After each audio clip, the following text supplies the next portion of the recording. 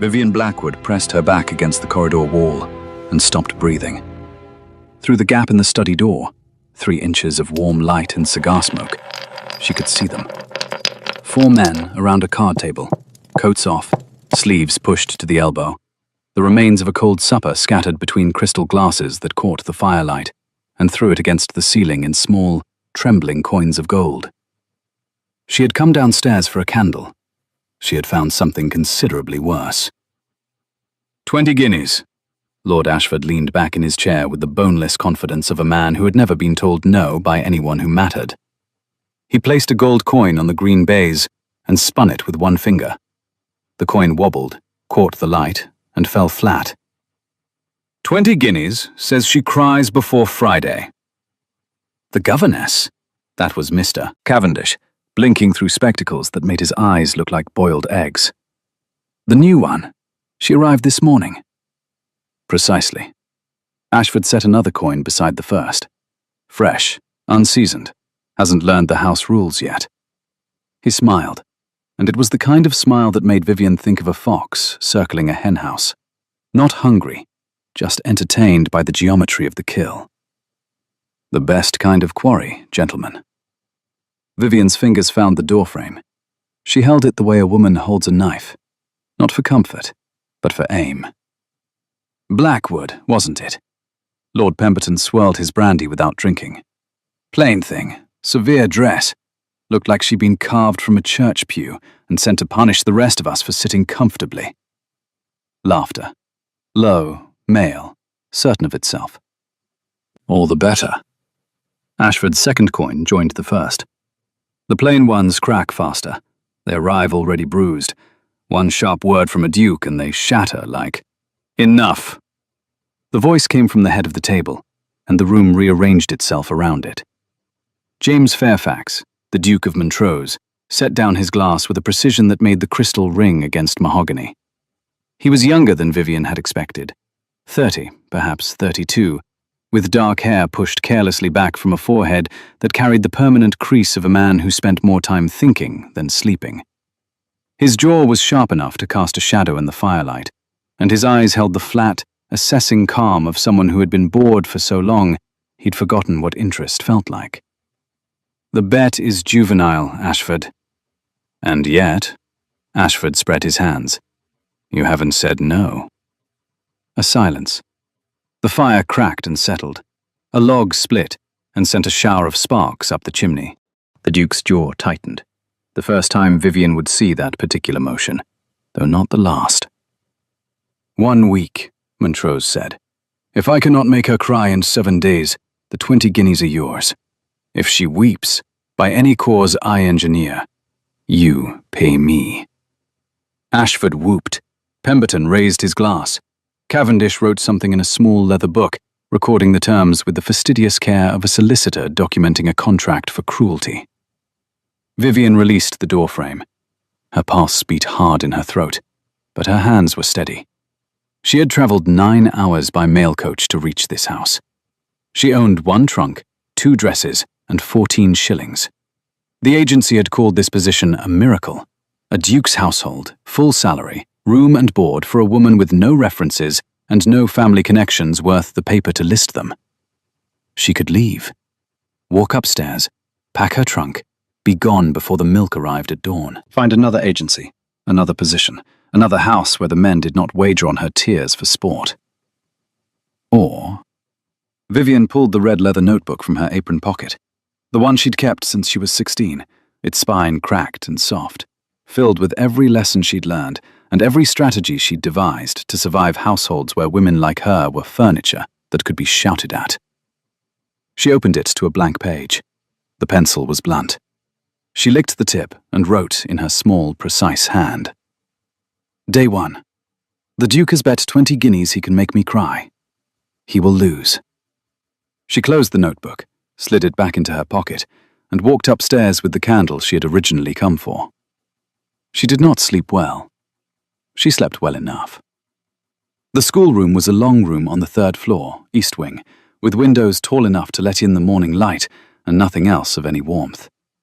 The walls were bare plaster, the color of an old bandage. The shelves held a set of encyclopedias so outdated, the spines had faded to the color of dust. And when Vivian pulled one down, the binding cracked and shed flakes of dried glue onto the floor like dead skin. A single table sat in the center, scarred with ink stains and the half-moon dents of a child's restless compass. The room smelled of chalk and cold stone, and the particular kind of neglect that settles over a space no one has cared about in a long time. Vivian set her notebook on the table and waited.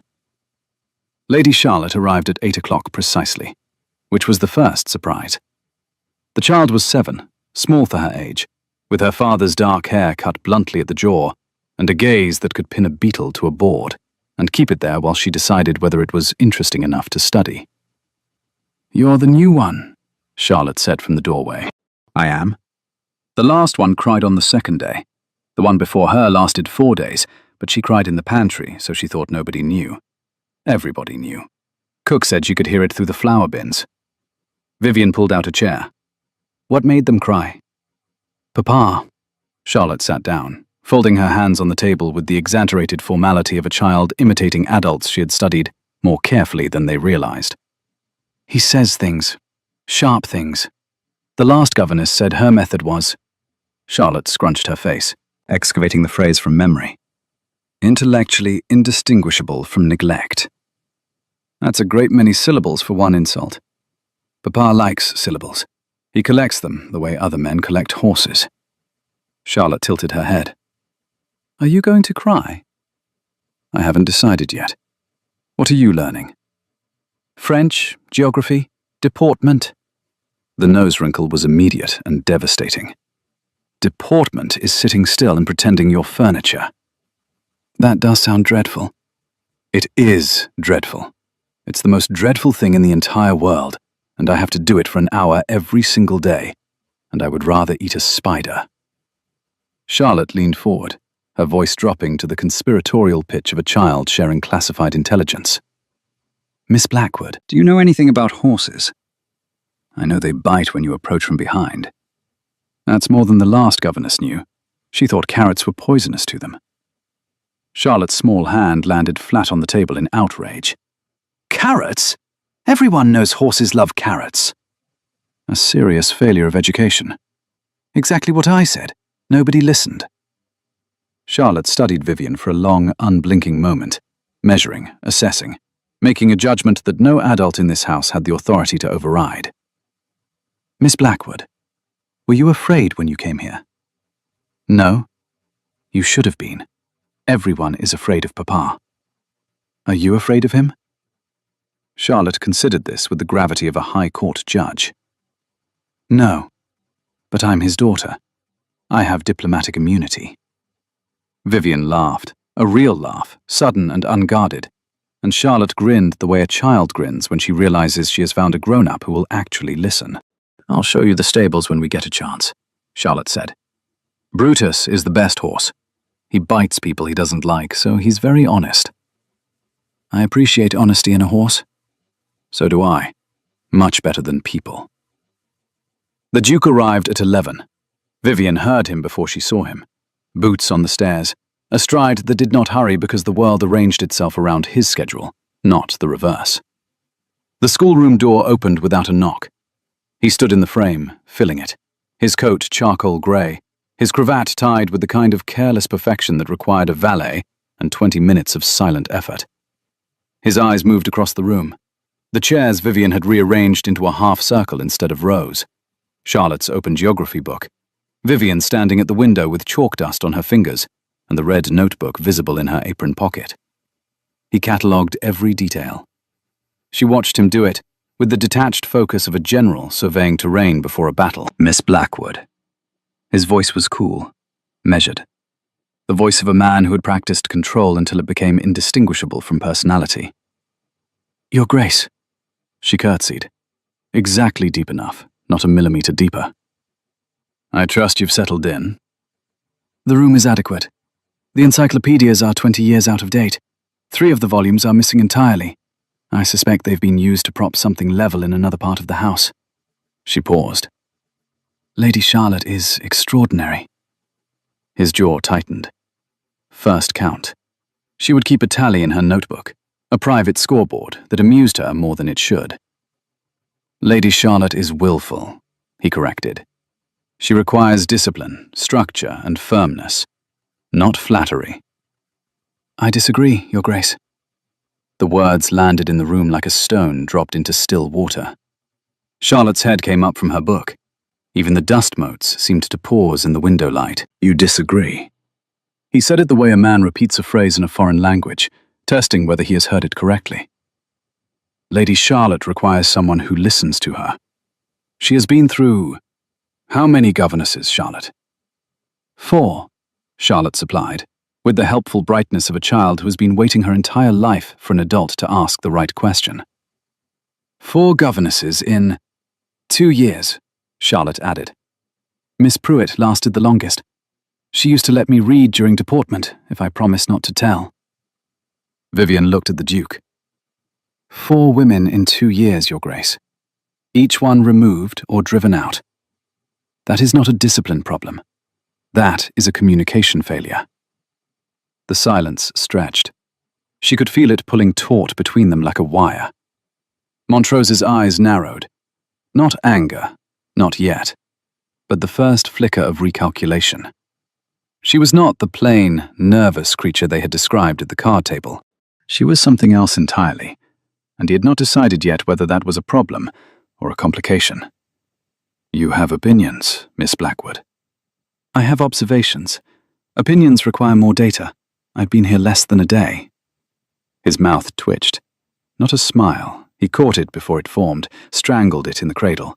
But it was there, a hairline fracture in the mask, and Vivian filed it away in the same mental ledger where she kept everything else about this man. We shall see, he said, how long your observations last. He turned to leave, stopped, turned back.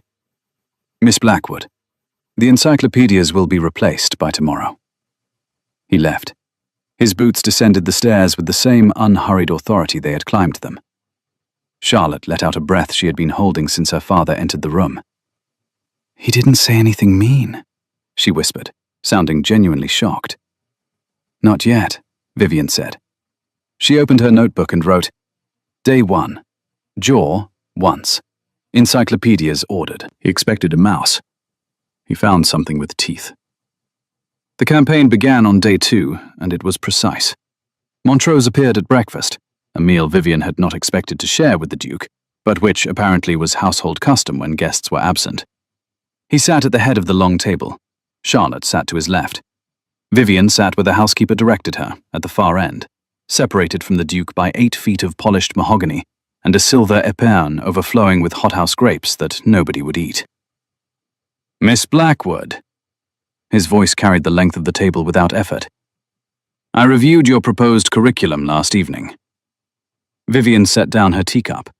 She had slid the curriculum under his study door at midnight, a deliberate choice. Most governesses waited to be told what to teach. She had arrived with a plan. And? You propose to teach my daughter astronomy. Among other things. Astronomy.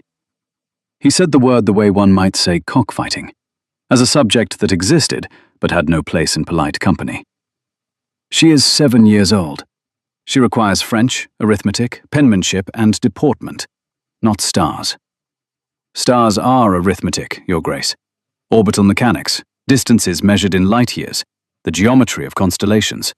And Charlotte already speaks passable French. Her penmanship is excellent when she cares about what she's writing. Vivian lifted her teacup again. She does not care about deportment. Neither, if I'm being honest, do I. Deportment is not optional for a duke's daughter. No, but it could be taught through something she actually enjoys. Riding, for instance. The posture requirements are nearly identical, and the motivation is considerably higher. His jaw clenched. Day 2, second count. Charlotte, eating toast with a studiousness that suggested she was trying very hard to be invisible while absorbing every word, broke the silence. Papa, Miss Blackwood says the ground moves. The ground does not move, Charlotte. It does, very slowly. She says the Himalayas are still growing taller, 1 centimeter a year. Montrose looked from his daughter to Vivian. Something shifted in his face. Not warmth, not anything so simple, but a crack in the certainty. Charlotte was animated. Charlotte was talking about something she'd learned with genuine excitement. He had not seen that in 2 years. Vivian could tell because his hand, which had been reaching for his coffee, paused mid-air for half a second before completing the motion. "The Himalayas," he said. "Still growing, Your Grace." Vivian smiled. Just enough. Very slowly. The afternoon brought escalation. He appeared in the schoolroom unannounced, stood behind Vivian while she taught, and corrected her pronunciation of a French verb in front of Charlotte. The correction was accurate, which was worse. She could not dismiss it. She absorbed it, adjusted, and continued teaching without breaking stride. He tried again, questioned her method of teaching long division. Too abstract, he said, not enough rote repetition. She turned from the chalkboard and said, "Would you like to demonstrate your preferred method, Your Grace? Charlotte and I are happy to observe." He did not demonstrate. He left. His jaw clenched on the way out. She could see the muscle jump even from behind. That evening she wrote, "Day 2, 3 attempts. Jaw count, 4. He is testing my competence because he cannot attack my character. Charlotte likes me too much. He will try something more personal tomorrow." She was right. Day 3 began with a question, delivered over breakfast in the same cool, surgical tone he used for everything. "Miss Blackwood, I notice your references from your previous position are absent from your file." Vivian's hand tightened on her butter knife. She relaxed it deliberately. "I was not given references when I left, Your Grace." "Were you dismissed?" "The household was dissolved. My employer died." "And no member of the family provided a character?" "There was no family. He was a widower with no children. His estate passed to a distant cousin who had no interest in retaining the staff." She kept her voice level. Every word was true. Every word also concealed a bruise she had no intention of showing him. "So you arrived here with nothing but the agency's word. And my curriculum. And my ability, which you have seen in action for 2 days." "I have seen confidence, Miss Blackwood. Confidence is not the same as competence." "No," she agreed. "But dismissing one as the other is not the same as insight. It's laziness." She took a sip of tea. "Your Grace?" Charlotte's toast stopped halfway to her mouth. Her eyes moved between them like a spectator tracking a tennis ball. Montrose set down his cup with a click that rang through the breakfast room. His face was unreadable, but his jaw, that jaw, was locked so tight Vivian could see the tendons in his neck. She added another tally to the mental count and kept eating. After luncheon, she took Charlotte to the stables as promised. Brutus was a bay gelding with a Roman nose and an expression of profound skepticism toward the human race. Charlotte fed him a carrot from her palm, and the horse accepted it with the grudging tolerance of a king receiving tribute from a minor province. "He likes you," Charlotte said, watching Brutus sniff Vivian's hand and then her pocket, searching for more. "He likes my pockets." Same thing. Brutus only investigates people he approves of. He bit Lord Ashford last summer, right on the hand. There was blood. Charlotte said this with undisguised satisfaction. Papa said Brutus needed retraining. I said Brutus was an excellent judge of character. And what did your father say to that? He made the face. Charlotte demonstrated, jaw locked, eyes narrowed, the exact expression of a man who knows he has lost an argument to a 7-year-old and cannot admit it. The confused face, you know the one. I'm becoming familiar with it. Charlotte stroked Brutus's nose with the gentle competence of a child who had spent more time with horses than with people her own age. "Miss Blackwood, why does Papa want you to leave?" The question landed like a stone in water.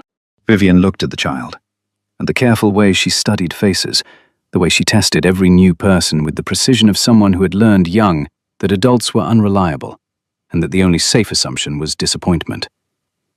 "What makes you think he wants me to leave?" "He always wants the governesses to leave.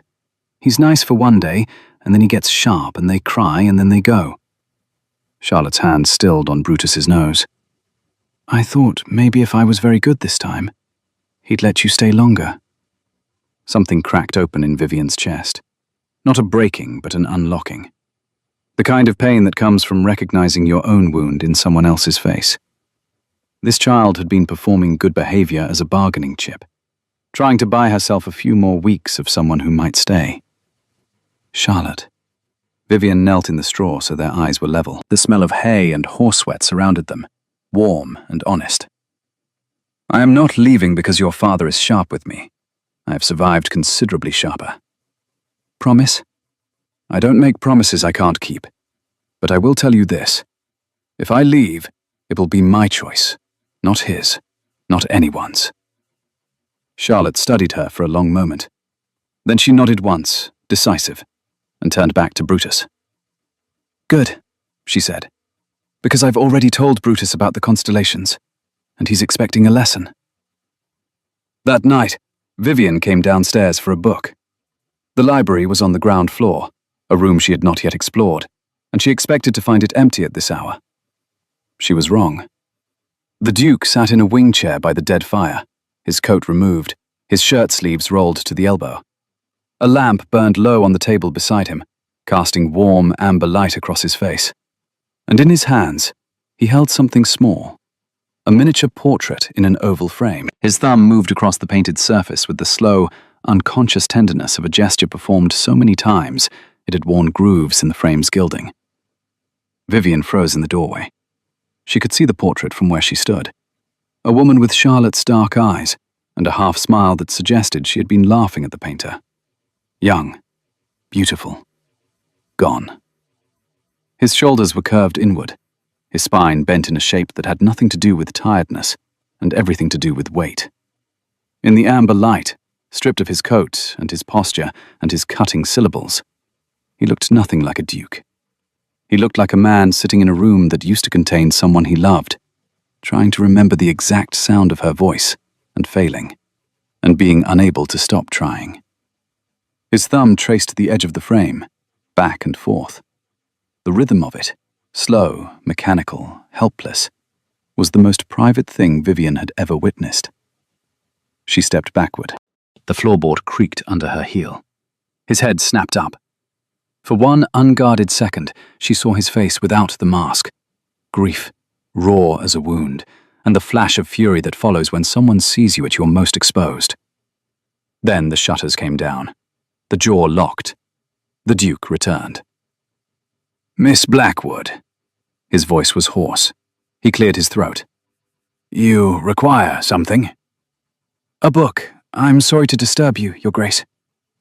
"You are not disturbing me." The lie was so transparent it was almost generous. A man giving her the excuse to pretend she hadn't seen what she'd seen.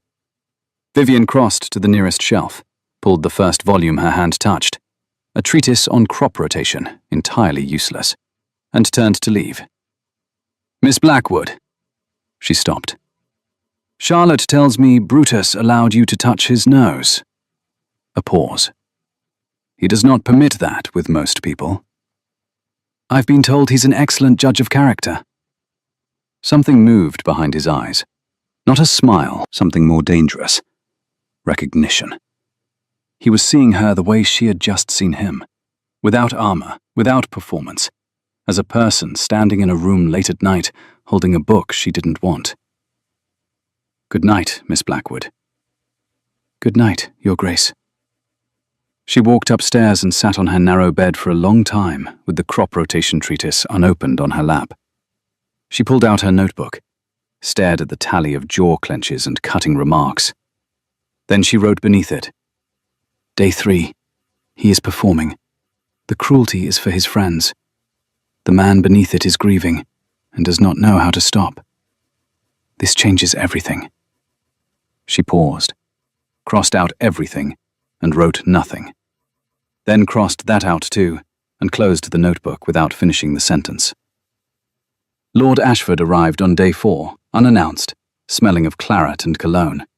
The combination hit Vivian in the entrance hall like a warning shot. He carried a walking stick he did not need, and he tapped it against the marble floor in a rhythm that set her teeth on edge. "The famous Governess," His eyes moved over her with the open appraisal of a man examining merchandise. Still here, I see. That's, what, 4 days? Very nearly a record. Vivian held Charlotte's hand.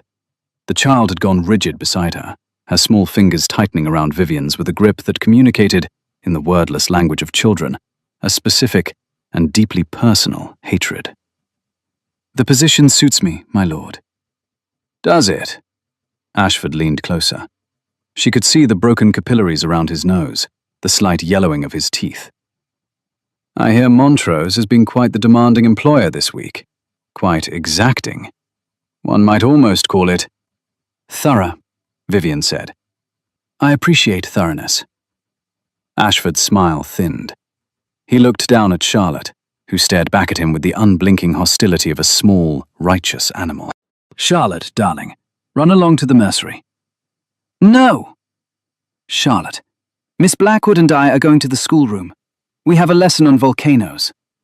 Charlotte's chin lifted. Did you know that Vesuvius buried an entire city? The people were frozen exactly where they stood. Some of them were running. Some of them were sitting down to dinner. She paused. Some of them were being horrible, and they got buried too. Ashford's face darkened. He straightened and looked at Vivian with something colder than amusement, the expression of a man who has made an investment and does not intend to lose his return. Enjoy your remaining days, Miss Blackwood.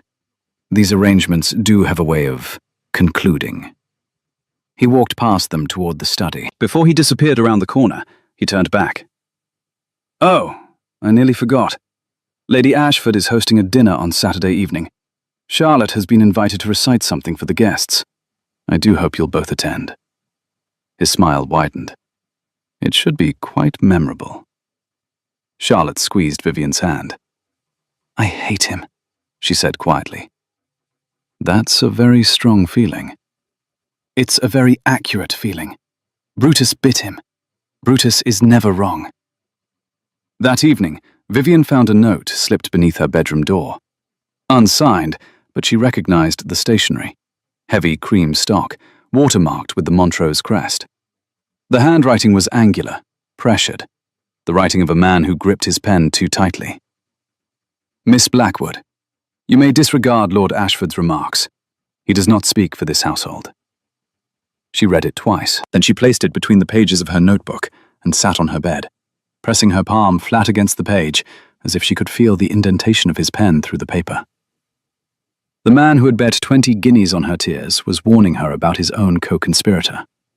The map of James Fairfax, Duke of Montrose, was becoming more complicated by the day, and the most dangerous complication was the one Vivian refused to write down. She was beginning to care about what lay beneath the mask, and caring was not part of the plan. Day 5 brought the telescope. Vivian arrived at the schoolroom to find the fire burning, a fire that had not been lit any morning before. The old encyclopedias were gone from the shelves, replaced by new volumes with gold-stamped spines that gleamed in the firelight like a row of promises. And on the table, next to Charlotte's geography book, someone had placed a brass telescope in a leather case, polished to a shine that suggested it had been retrieved from storage and cleaned with care. Charlotte screamed when she saw it. Not a ladylike exclamation, a full-throated shriek of joy that probably carried to the kitchens. She seized it and ran to the window, merely destroying the inkpot, an atlas, and a chair on the way. It's for the stars! Miss Blackwood, it's for looking at the stars! We can see Jupiter! You said Jupiter has moons! Vivian picked up the note tucked beneath the case. Same stationery, same unsigned hand, same pen pressed too hard into the paper. For the lesson on things that explode. She stood there with the note flat against her palm, feeling the grooves where his pen had bitten into the word explode, and something shifted inside her that she could not shift back. He was trying, not with words. Words were his weapons, and he did not yet trust himself to use them gently. He was trying with objects, with fires lit before dawn, with encyclopedias replaced overnight, with a telescope left on a table for a child who wanted to see the sky. It was clumsy. It was inarticulate. It was the most eloquent thing anyone had done for her in years. Her notebook sat in her pocket. She did not open it. For the first time since she arrived, she did not want to keep score. He appeared that afternoon, stood by the window while she taught Charlotte about Orion, kneeling on the floor with chalk to draw the constellation on the dark boards. Charlotte knelt beside her, adding stars with the artistic confidence of a child unburdened by astronomical accuracy. "That's Betelgeuse," Charlotte said, pointing at the red dot Vivian had placed at the hunter's shoulder. "Miss Blackwood says it's dying." "Stars do not die, Charlotte." His voice came from the window, quiet. "They do, Your Grace." Vivian stood. Her knees ached from the cold floor, and there was chalk dust on her skirt, her fingers, probably her face. "Betelgeuse will exhaust its fuel and collapse. When it does, the explosion will be visible from Earth in broad daylight. For weeks." "You teach my daughter that things explode." "I teach your daughter that even enormous, powerful things are not permanent." She met his eyes. "I find it an important lesson." His jaw clenched. But something else happened too. His gaze held her as a beat past confrontation, past the chess match they had been playing all week, into a space she had not intended to enter. He was not looking at her the way a duke examines a governess. He was looking at her the way a man looks at a woman who has said something that reached a place he thought he'd sealed shut. "Miss Blackwood." Lower. "Why do you stay?" "Because Charlotte needs consistency." Other women have said the same. Other women were not being hunted for sport. The words left her mouth before she could catch them. That old reckless impulse. The part of her that would rather burn a bridge than cross it carefully. She watched them land, watched his face change. His whole body stilled. A fraction of a second where something behind his eyes moved fast, rearranging, before the composure returned. "Hunted," he repeated, slowly, testing the word for weight. Too far, or exactly far enough. She couldn't tell, and the not knowing was terrifying. "I stay because this is where I want to be, Your Grace." She softened it, not a retreat, a redirection. "Charlotte is brilliant and lonely, and she deserves someone who will not disappear. That is reason enough." He was quiet for a long time. Charlotte, oblivious on the floor, added a comet to the constellation map. A long, joyful streak of yellow chalk across the dark boards. "The dinner is in 2 days," he said finally. His voice was rough. "Charlotte's recitation. The guests will include people who will judge her harshly if she falters." "Then she will not falter."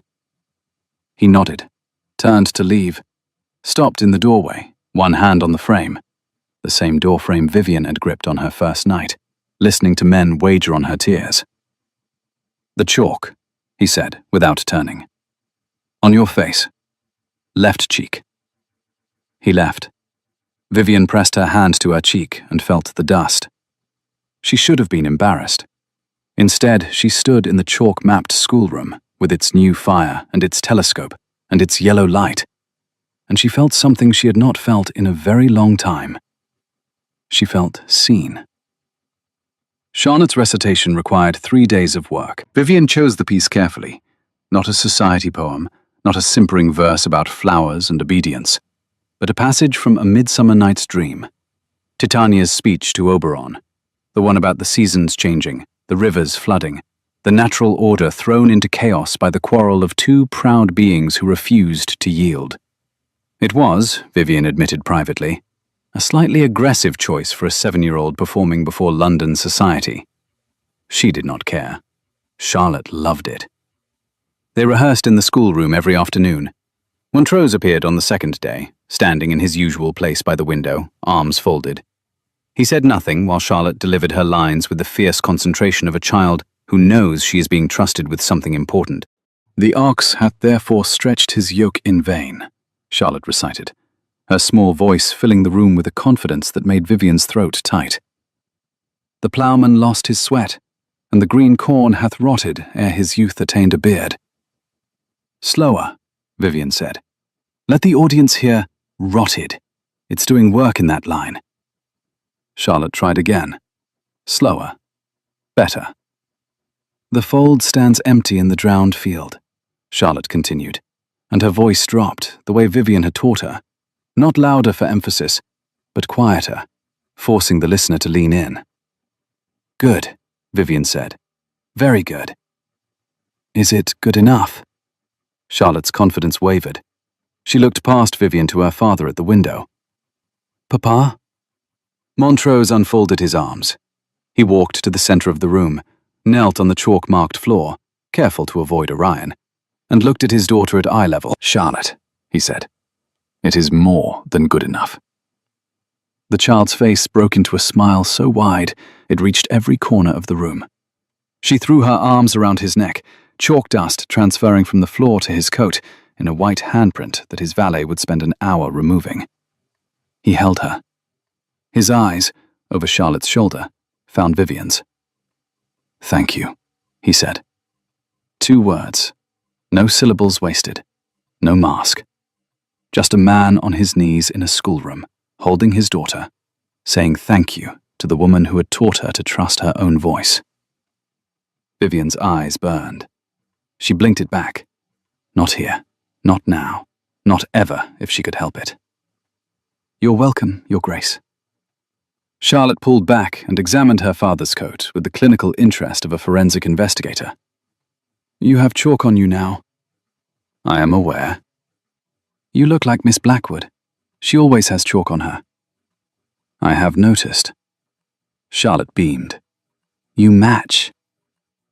The dinner arrived. Ashford's house, a sprawling pile of Bath stone on the other side of the county, lit with enough candles to illuminate a cathedral.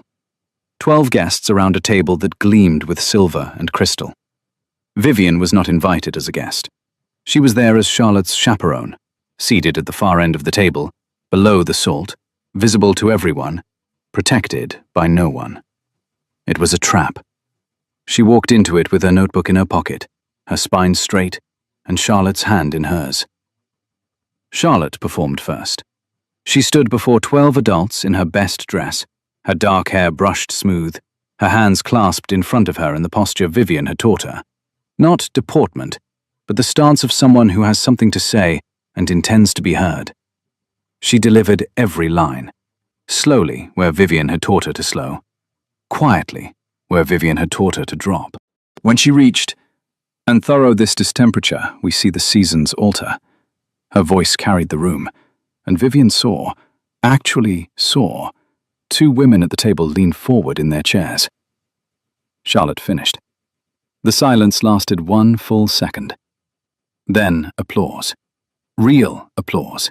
Not politeness, but the genuine surprise of people who had expected a child's fumbling recital and received something entirely else. Charlotte curtsied, walked back to Vivian, whispered, "Was that right?" "That was perfect," Vivian whispered back, and meant it completely. The first course came and went. Montrose, seated at Ashford's right in the place of honor, caught Vivian's eye once across the length of the table, and held it. In his face, she read something she was not prepared for. Not gratitude, not respect, but the naked, unguarded expression of a man who has just watched a woman he is falling in love with teach his daughter to be brave, and who cannot find a single word large enough for what he feels. Then Ashford stood. "A toast." He lifted his glass. The table quieted. "To our host. To myself, I suppose. And to the Duke of Montrose, who has shown such extraordinary patience with his household this week." His eyes found Vivian. "And to the remarkable Miss Blackwood, whose resilience has been quite the spectacle." His voice carried the theatrical rhythm of a man who has rehearsed his cruelty. "One might wonder what makes this particular governess so durable. I confess I wondered myself. Until I recalled a conversation among friends, a friendly wager, nothing serious, in which our dear Duke bet 20 guineas that he could make the governess cry within a week." Silence. Total. The candles flickered. 12 faces turned toward Vivian like compass needles finding north. "The week is nearly up," Ashford smiled. I believe, Montrose, you owe me 20 guineas. The silence that followed was the kind that has edges. Vivian could feel them. The pity, the curiosity, the scandal already forming in the minds of every person at the table. This was the moment Ashford had engineered. The plain governess, exposed, humiliated, broken in public. Vivian stood. Her chair scraped against the floor, and the sound cut through the silence like a blade. Lord Ashford. Her voice was steady. Her hands trembled at her sides, pressed against her skirt where no one could see them. I appreciate your candor. Allow me to return it. She looked at Montrose. He had gone white. His hands gripped the table edge, knuckles bloodless, and his jaw, that jaw she had counted and catalogued and learned like a private language, was clenched so tight the tendons stood out in his neck like ropes. I have known about the bet since the night I arrived. She let the words land, watched them detonate. I heard you, gentlemen, through the study door. Every word, every coin on the table. Ashford's smile died. I stayed because I chose to stay, not because I was ignorant and not because I could not leave. She pulled the red notebook from her pocket and set it on the table. The leather was worn soft. The pages were thick with a week's worth of observations. Every remark, every strategy, every jaw clench, recorded with the precision of a woman who had learned long ago that documentation was the only armor available to people without power. I have kept a record, dated, detailed. Every attempt to break me, every tactic. Ashford opened his mouth. I am not finished. The words came out with an edge that could draw blood, and Ashford closed his mouth. Vivian turned to Montrose. You wagered 20 guineas you could make me cry. You tried for 2 days. On the third day, you stopped. Her voice softened.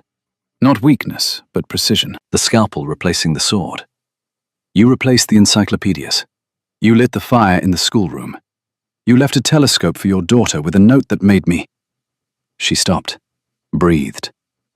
You lost the bet the moment you started to see me. And I lost my advantage the moment I started to see you. Because I came here to win again. And instead I found a child who deserves better than a revolving door of frightened women. And a man who hides behind cruelty because grief has made him forget any other language. The room was silent. Charlotte, at the table, had gone very still. Her dark eyes moved between her father and Vivian, with the terrified focus of a child who understands that adults are deciding something important. I will not cry for your entertainment, Vivian said. Not tonight, not ever. But I will tell you this. If I leave this house, it will be because I choose to. Not because a man with too much money and too little conscience made a wager over brandy. She sat down, her hands shook. She pressed them flat against her lap and held them there until the trembling stopped. For 3 seconds, nobody moved. Then the Duke of Montrose pushed back his chair and stood. He walked the length of the table, past Ashford, whose face had turned the color of old tallow, past the guests with their suspended forks and arrested conversations, and stopped in front of Vivian. And then, in front of 12 witnesses and one 7-year-old girl who would tell this story to her own children, the Duke of Montrose lowered himself to one knee on Ashford's polished dining room floor. I am not proposing, he said. His voice was stripped raw, scraped clean of every pretense he had ever worn. I am apologizing. For the bet, for the cruelty, for every moment I treated you as a game instead of a person. Accepted, Vivian said. Conditionally. Name them. I remain Charlotte's governess. Done. The schoolroom gets curtains, the yellow ones Charlotte found in the attic. Done. And you never wager against another person's dignity. Not for money, not for sport, not for any reason. He looked up at her from the floor, from below her, a duke kneeling before a governess in another man's dining room, and his face held nothing she had ever seen in it before. No mask, no calculation, no armor. Just a man on his knees who understood, finally, that the woman he had tried to break was the strongest thing in the room. "Done," he said. "Everything. Anything you ask." Vivian reached down and took his hand. His fingers closed around hers, warm, ink-stained, shaking slightly. "Then you may stand, Your Grace." He stood. He did not let go. "Montrose." Ashford's voice was thin with fury. "This is absurd. You cannot—" "Lord Ashford." Montrose turned, and when he spoke, his voice carried the full, freezing weight of 6 centuries of title and authority. "I am leaving your house. I am taking my daughter and Miss Blackwood with me. And if the contents of that notebook ever become necessary, I will ensure its publication in every drawing room in London." Ashford said nothing. There was nothing left to say. Charlotte climbed down from her chair and crossed the room to where Vivian and her father stood with their hands still joined. She looked up at them with an expression of profound, satisfied vindication. "I told you," she said, to no one in particular, and everyone in the room, "that Brutus was right about Lord Ashford." They left. The carriage ride home was quiet. Charlotte fell asleep against Vivian's shoulder within minutes, her breath warm and even, one small hand still clutching the hem of Vivian's sleeve. Montrose sat across from them in the dark carriage, his face intermittently lit by passing lamps, and he watched them, his sleeping daughter, and the woman who had refused to break, with an expression Vivian could not fully read, but did not look away from. Neither of them spoke. The silence was not uncomfortable. It was the silence of 2 people who have said the difficult things and are resting in the space afterward, letting the words settle, letting the new shape of things become real. 3 months later, the schoolroom had yellow curtains. The telescope stood on a wooden stand by the east window, where Charlotte spent every clear evening mapping the sky in a notebook of her own, red leather, matching Vivian's, a gift from her father, who had searched 4 shops to find the exact duplicate. Chalk constellations still covered the floorboards. Vivian had stopped trying to clean them. They had become a map of everything Charlotte had learned, and everything that had changed in this room, that had once smelled of neglect, and now smelled of chalk dust and wood smoke, and the lavender Charlotte had insisted on planting in a pot on the windowsill because, she said, a schoolroom should smell alive. Vivian stood at the window, watching Charlotte in the garden below. The child was explaining something to the head gardener with expansive hand gestures. The gardener nodded along with the gentle patience of a man who had been hearing about Beetlejuice for 3 months and had accepted his fate. Footsteps behind her. She knew them now. That unhurried stride, the particular weight. "Miss Blackwood." She turned. He stood in the doorway, and the light from the yellow curtains fell across his face in a way that made him look younger, softer, like a sketch of himself before grief had finished the portrait. "Your Grace?" He crossed the room, stood beside her at the window, close enough that his sleeve brushed her arm, close enough that she could smell ink and sandalwood and the clean soap he used, details she had no business memorizing and memorized anyway, the way a person memorizes a song they did not mean to learn. "Charlotte has informed the gardener that the Himalayas are still growing." "They are." "She has also informed him that his roses will outlive human civilization." "A slight exaggeration. I'll correct it at the next lesson." "Please don't. He's taken great comfort in it." His hand found the windowsill beside hers, not touching, an inch of oak between his fingers and hers. "Miss Blackwood." "Your Grace." "Vivian."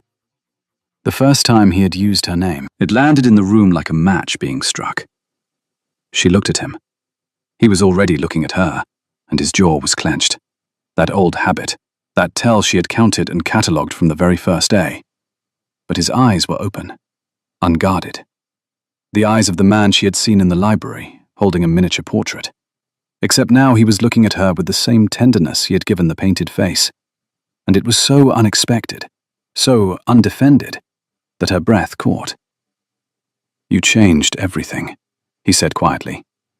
"This house, Charlotte, the way I—" He stopped, started again. "I was going to say the way I think, but that's not it." What is it? You made me kneel. His thumb traced the grain of the windowsill, back and forth, the same unconscious rhythm she had seen him use on the portrait frame. And I have not wanted to stand up since. Vivian turned her hand on the sill, closed the inch. Her fingers found his, warm, ink-stained, familiar now, and laced through them. The notebook sat in her apron pocket, but she had not written in it for weeks. There was nothing left to score. The game had ended the moment he knelt on another man's floor and stripped himself of everything except the truth. Good, she said. Below them, Charlotte looked up, saw them in the window, and waved with both arms so vigorously she nearly knocked the gardener's hat off. She shouted something about Jupiter being visible tonight, and could they please use the telescope because she had just discovered that Jupiter had a storm bigger than the entire Earth. Vivian waved back. Montrose waved back. Their joined hands came up together, and Charlotte, 7 years old, precise as a compass, braver than any adult in any room she had ever entered, grinned the grin of a child who has seen the ending of this story long before anyone else thought to look. The schoolroom was warm. The curtains were yellow. The red notebook was full. And the governess, who refused to cry, stayed exactly where she chose to be. If you've ever been underestimated, if someone looked at you and saw something small, something quiet, something they could bet against, then you know how this story feels. You know that the moment you refuse to break is the moment everything changes. Tell me in the comments, when did someone bet against you and lose? I read every single one. And if this story reached you at the right time, subscribe. More stories are coming. Stories about women who stay and the men who learn to kneel.